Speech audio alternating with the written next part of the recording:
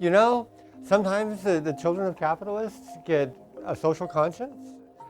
For a long time, I've had this idea of having a class that was run as a game. The idea behind the GE seminar is to get every incoming freshman in a small seminar with a faculty member their first or second semester. So I hired 2 undergraduate game design majors, and we're in production of this game for a year before the class started. The game is called China Times. The idea was to teach them about the political economy of China over the last 200 years or so, and then use the game as a way of reinforcing what they're learning in class, because they actually have to make decisions. They're actually gaming Chinese historical capitalism.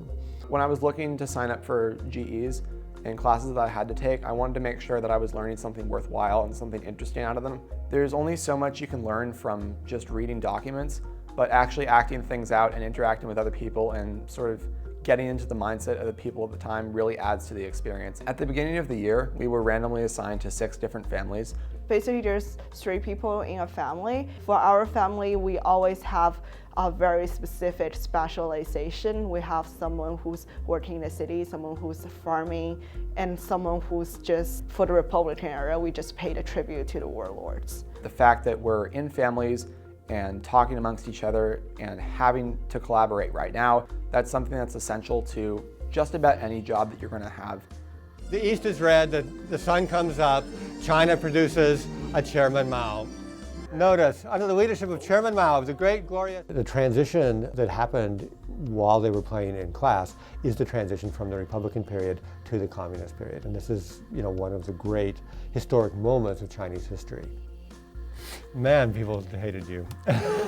The game is sort of a chance to showcase what we've learned in class. It's like any seminar class. There's substantial reading list we discuss in class and they write papers about. But the papers that they write are drawing from the readings, and most of the readings are the life stories of Chinese who have lived through this period. So they draw from those life stories to justify their strategies in the game. I grew up in Shanghai, China, but I went to a high school in Ohio. I learned Chinese history through my cultural background. This class has taught me a lot, has really opened my eyes to see what was going on in my country's history.